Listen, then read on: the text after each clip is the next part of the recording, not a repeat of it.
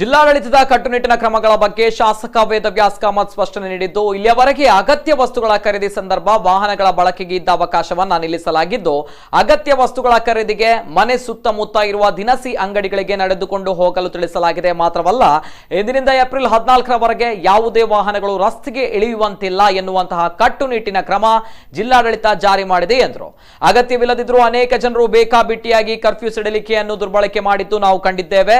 ನನ್ನ ಕಣ್ಣ ಮುಂದೆಯೇ 25 ಸಾಲು ವಾಹನಗಳು ಬೇಕಾಬಿಟ್ಟಿಯಾಗಿ ಅನಾವಶ್ಯಕವಾಗಿ ತಿರುಗಾಡಿದ್ದು ಕೂಡ ಇದು ಪರಿಸ್ಥಿತಿಯ ಗಂಭೀರತೆ ಅರಿಯದ ವ್ಯಕ್ತಿಗಳಿಂದ ಇಂತಹ ಬೇಜವಾಬ್ದಾರಿ ಘಟನೆಗಳು ಮುಂದಿನ ದಿನಗಳಲ್ಲಿ ದೊಡ್ಡ ತಲೆನೋವಾಗಿ ಪರಿಣಮಿಸಬಹುದು. ಈ ಹಿನ್ನೆಲೆ ನಾವು ಈ ಕ್ರಮ ಕೈಗೊಳ್ಳುವುದು ಅನಿವಾರ್ಯ ಎಂದರು.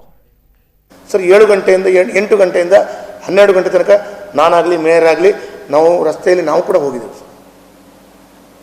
ಒಂದು 25 ಟೂ ವೀಲರ್ ನಮ್ಮ ಮುಂದೆ ಹೋಗ್ತಾ ಉಂಟು ಒನ್ ಬೈ. ಯಾರ ಹತ್ರ ಒಂದು ಚೀಲ ಇಲ್ಲ ಸರ್, ಯಾರ ಹತ್ರ ಒಂದು ಚೀಲ ಇಲ್ಲ, ಯಾರ ಹತ್ರವೂ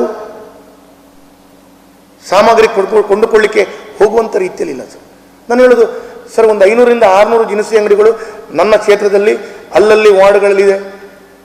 ಮ್ಯಾಕ್ಸಿಮಮ್ 100 ಮೀಟರ್ಸ್ ಒಳಗಡೆ ಬಜಾರ್ಗಳಲ್ಲದೆ, ನಗರ ಪ್ರದೇಶ ನಾನು ಹೇಳೋದು ಬಜಾರ್ಗಳಲ್ಲದೆ ದಿನಸಿ ಶಾಪ್ಗಳು ಸಿಗ್ತದೆ. That is 7 to 12 it is open.